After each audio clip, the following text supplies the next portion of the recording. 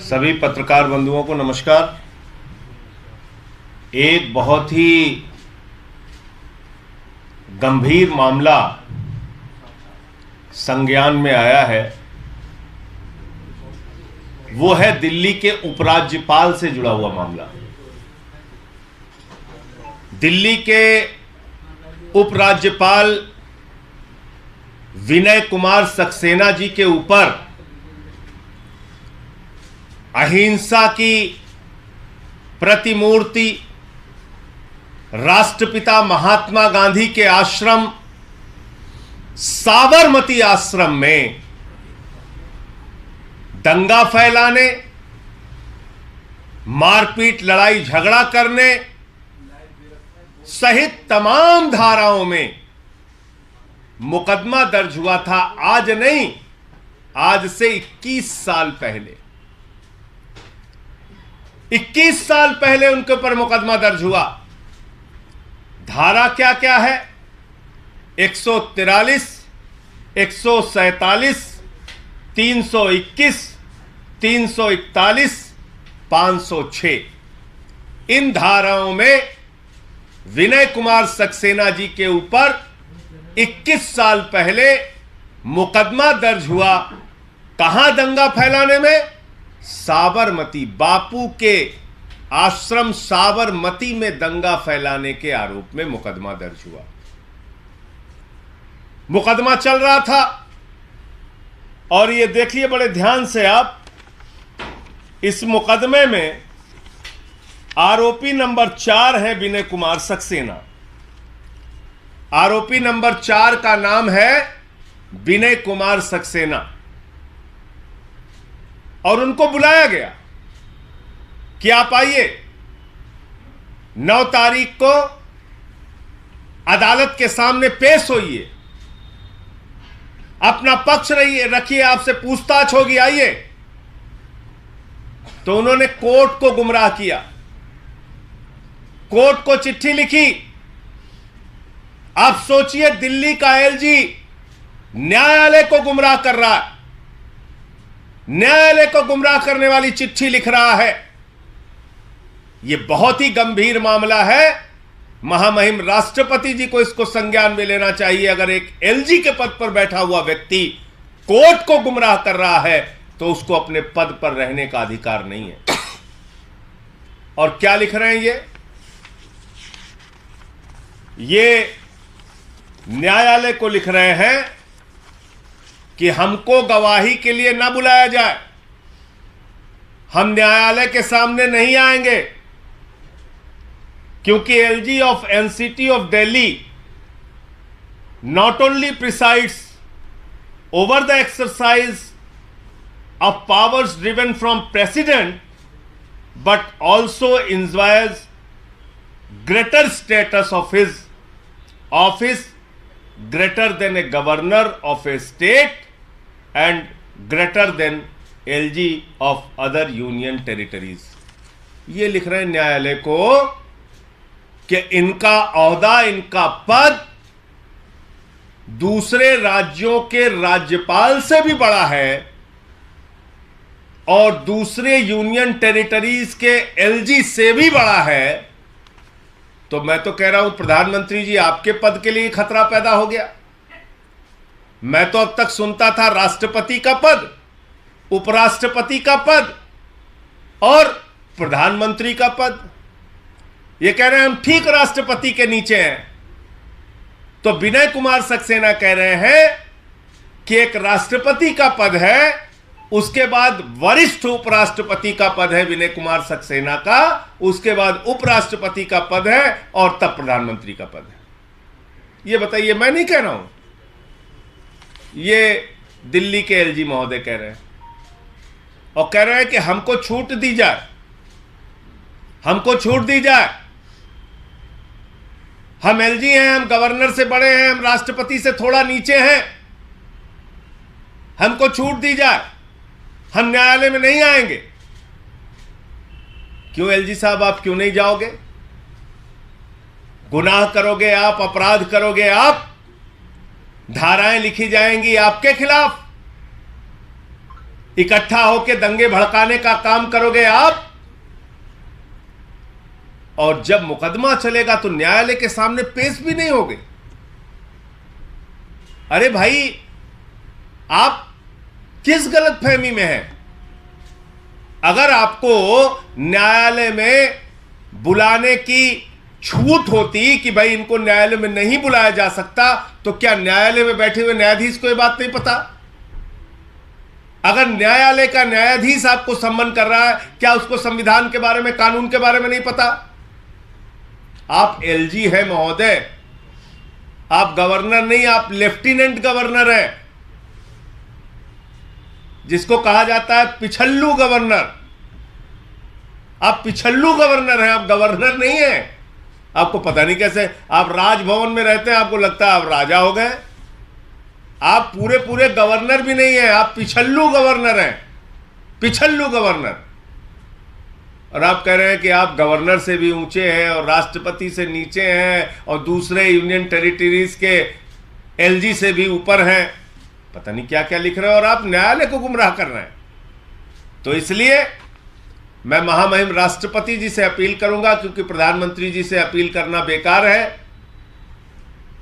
वो ऐसे ही लोगों को जिनके विरुद्ध अहिंसा के संत बापू के आश्रम में दंगा भड़काने का आरोप हो, ऐसे लोगों को तो एलजी बनाते हैं, तो प्रधानमंत्री जी क्या करेंगे? लेकिन राष्ट्रपति जी को जरूर इस बात का संज्ञान लेना चाहिए कि न्यायालय को कैसे एक व्यक्ति ने गुमराह करके, एलजी ने गुमराह करके, और 9 तारीख को अपनी पेशी से बचने के लिए ये झूठी चिट्ठी न्यायालय को लिखी है। इनको निर्देश दिया जाना चाहिए कि 9 मार्च को न्यायालय के सामने इन तमाम धाराओं में जो मुकदमे लिखे गए हैं, अपना पक्ष रखने के लिए, अपनी पूछताछ करवाने के लिए एलजी महोदय न्यायालय में जरूर जाएं। यह बात राष्ट्रपति को सुनिश्चित करनी चाहिए। और ये वही एलजी है, याद रखिएगा, भूलिएगा नहीं। ये वही एलजी है जो अभी कुछ दिन पहले कह रहे थे कि प्रिसाइडिंग ऑफिसर एमसीडी में मुकेश गोयल को इसलिए नहीं बनाया जा सकता क्योंकि उनके खिलाफ एफआईआर दर्ज है। अब बताओ, तुम्हारे खिलाफ तो कई मामलों में एफआईआर दर्ज है, तो तुम एलजी कैसे रह सकते हो दिल्ली के? जब एक प्रिसाइडिंग ऑफिसर नहीं बन सकता एफआईआर होने के मामले में, आपको तो न्यायालय ने सम्मन कर लिया। आपको तो तत्काल अपने पद से इस्तीफा दे देना चाहिए।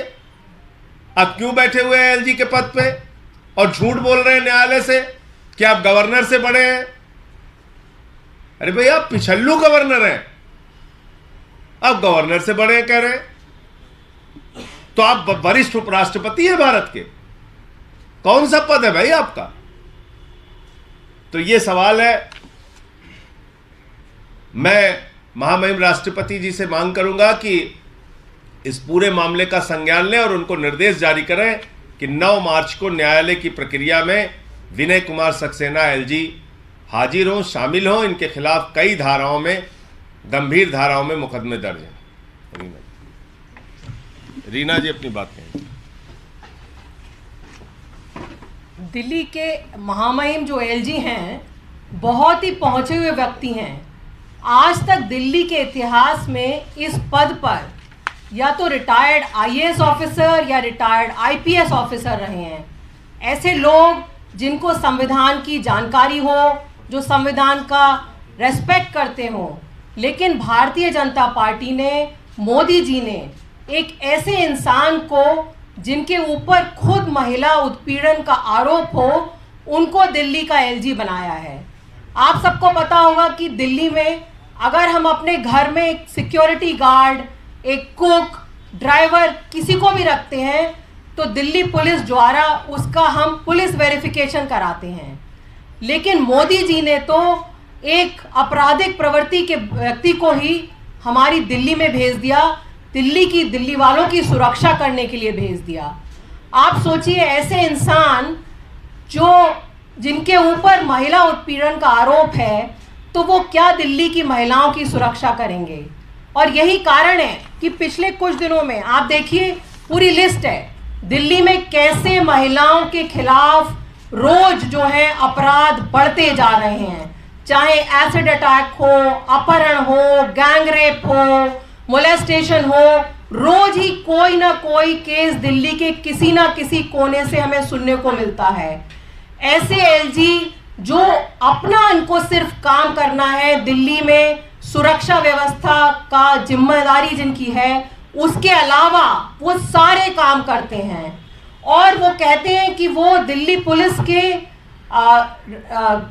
पुलिस के काम से बहुत खुश हैं। एलजी महोदय तो संविधान को मानते भी नहीं हैं। उन्होंने कहा कि सुप्रीम कोर्ट का जो निर्णय है वो एक सलाह की तरह है। मैं देश की राष्ट्रपति महोदया जो खुद एक महिला हैं, उनको गुजारिश करना चाहूँगी दिल्ली की सब महिलाओं की तरफ से कि ऐसे आपराधिक प्रवृत्ति के इंसान को दिल्ली के एलजी के पद से हटाया जाए, जिससे कि दिल्ली की जो महिलाएं हैं वो थोड़ी राहत महसूस करें, महिलाएं सुरक्षित महसूस करें। किसी ऐसे इंसान को दिल्ली का एलजी बनाया जाए जो कि दिल्ली की सुरक्षा व्यवस्था ढंग से चला पाए।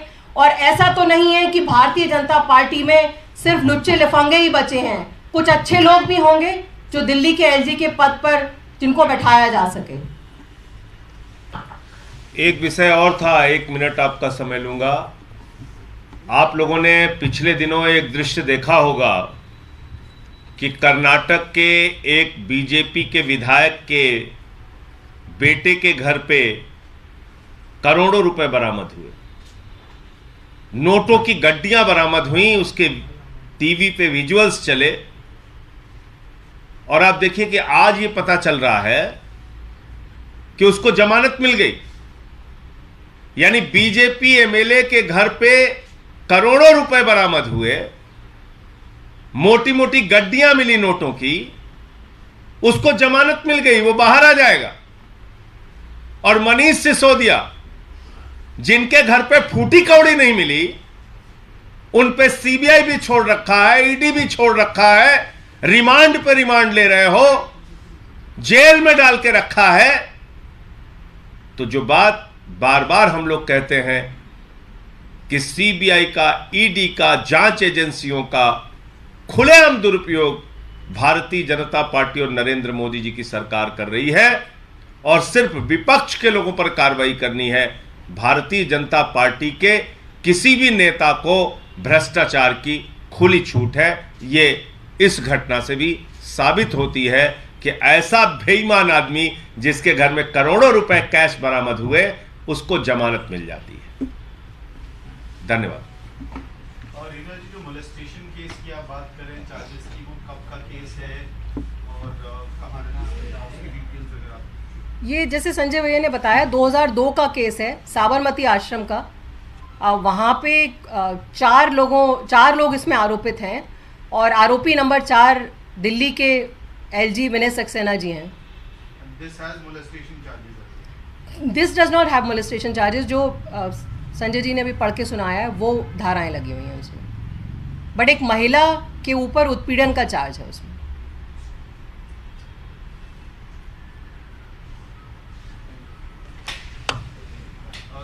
एक सवाल है, राहुल गांधी के बयान पे अभी विवाद चल रहा है।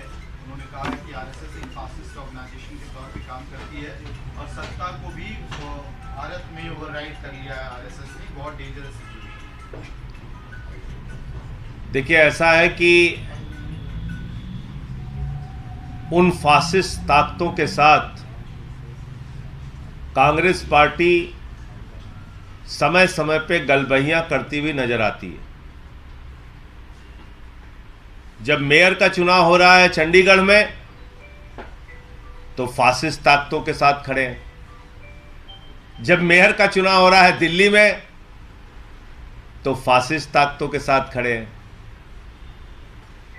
जब भारतीय जनता पार्टी के खिलाफ बोलने और खड़े होने की जरूरत है, तो मनीष सिसोदिया का विरोध कर रहे हैं। तो कांग्रेस पार्टी के बयानों में, उनके नेताओं के बयानों में एक गंभीर विरोधाभास है। मैं समझता हूं पहले उनको अपने अंदर एक क्लियरिटी लानी चाहिए कि वो भाजपा से सिर्फ दिखावे के लिए बोलते और लड़ते हैं या वास्तव में उनको भाजपा के खिलाफ लड़ना है? संजय जी, ऐसा जो है कि कांग्रेस ने भी कहा था कि अपनी कॉन्फ्रेंस में कि जब सोनिया जी और इनसे जो है राहुल जी से पूछताछ के लिए, तब आम आदमी पार्टी ने कोई फेवर नहीं किया था कांग्रेस का। नहीं तो क्या किया था बताइए आप? हमने प्रदर्शन किया था कि राहुल गांधी सोनिया गांधी को फांसी पे चढ़ा दो, ऐसा तो नहीं कहा था। क्या कहा था बताइए? मैं कहता हूं उस बहस को छोड़ दीजिए आप। राजनीतिक रूप से दो तस्वीर मैंने सामने रखी, अभी पिछले दिनों की घटना है। चंडीगढ़ में मेयर का चुनाव होता है, बीजेपी कांग्रेस एक साथ। दिल्ली में मेयर का चुनाव होता है, बीजेपी कांग्रेस एक साथ, और ये बीजेपी से लड़ भी रहे हैं। तो ये तो अपने आप में बड़ा विरोधाभास है ना।